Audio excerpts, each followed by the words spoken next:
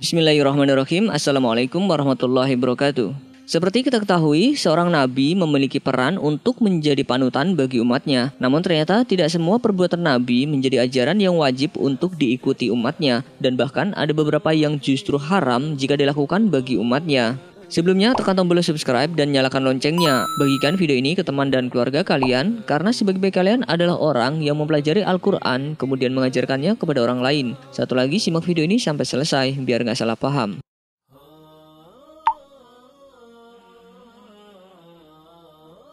Mengikuti ajaran Rasulullah SAW merupakan syarat ketaatan pada Allah Subhanahu wa Ta'ala. Dikutip dari firman-Nya dalam surat An-Nisa ayat 80. Barang siapa menaati Rasul, sesungguhnya ia telah menaati Allah. Quran surat An-Nisa ayat 80.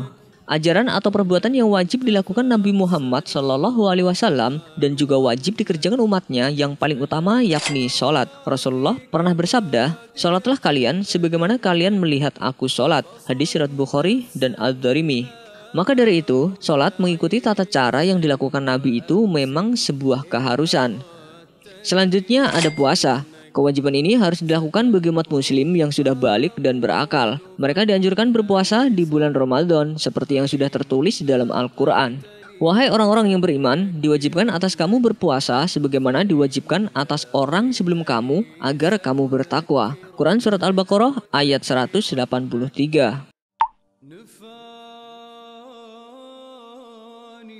Dilihat dari sisi kewajibannya, ada sejumlah amalan yang hukumnya wajib dikerjakan oleh Rasulullah SAW, namun hukumnya hanya sunnah bagi umatnya, seperti sholat duha. Semasa hidupnya, Rasulullah SAW selalu mengerjakan sholat duha. Sebuah hadis menyebutkan, "Kekasihku, Rasulullah SAW mewasiatkan aku untuk tidak meninggalkan 3 perkara selama aku masih hidup. Puasa 3 hari di setiap bulan, sholat duha, dan tidak tidur sampai aku sholat witir." Hadis riwayat Muslim. Selanjutnya adalah bersiwak, tidak memakai pasta gigi ataupun sikat gigi. Pada saat zaman Rasulullah SAW, beliau dan sahabatnya lebih sering membersihkan mulutnya dengan bersiwak. Sebagaimana Rasulullah SAW bersabda, "Seandainya tidak memberatkan umatku, sungguh aku akan memerintahkan mereka untuk bersiwak setiap kali berwudu." Hadis riwayat Al-Bukhari. Melihat dari sini, kita bisa memaknai bahwa Rasulullah SAW tidak ingin memaksa umatnya untuk bersiwak, sebagaimana yang beliau SAW lakukan sehari-hari.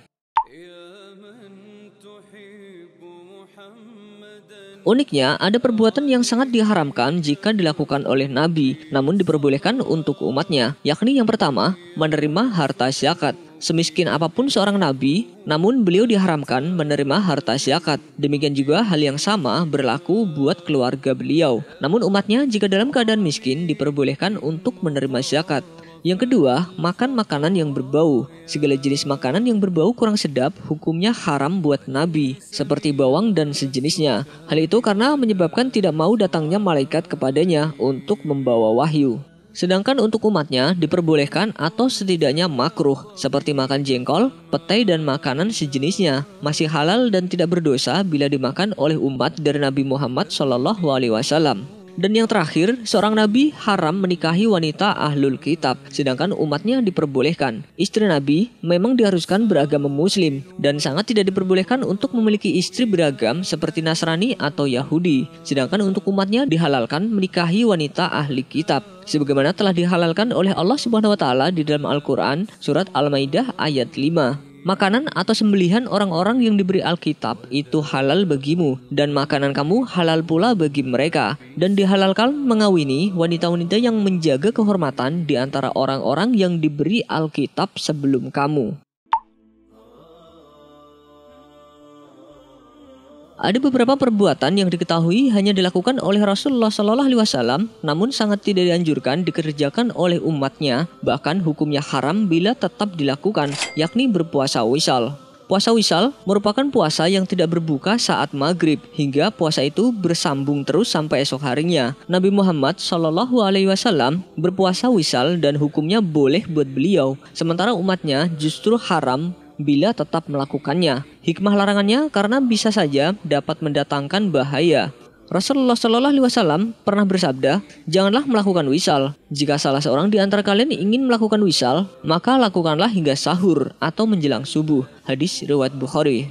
Yang selanjutnya, mengenai untuk memiliki istri lebih dari 4 wanita. Masalah kebolehan poligami lebih dari 4 istri dalam waktu yang bersamaan hanya berlaku untuk Rasulullah SAW seorang, sedangkan umatnya justru diharamkan bila melakukannya. Dalam Islam, seorang pria memang hanya dibatasi untuk memiliki 4 istri saja. Adapun dalam ayat Al-Quran disebutkan, dan jika kamu takut tidak dapat berlaku adil terhadap hak-hak perempuan yang yatim, bila mana kamu mengawininya, maka kawinilah wanita-wanita lain yang kamu senangi, 2, 3, atau 4. Kemudian jika kamu takut tidak akan dapat berlaku adil, maka kawinilah seorang saja, atau budak-budak yang kamu miliki. Yang demikian itu adalah lebih dekat kepada tidak berbuat aniaya. Quran Surat An-Nisa ayat 3.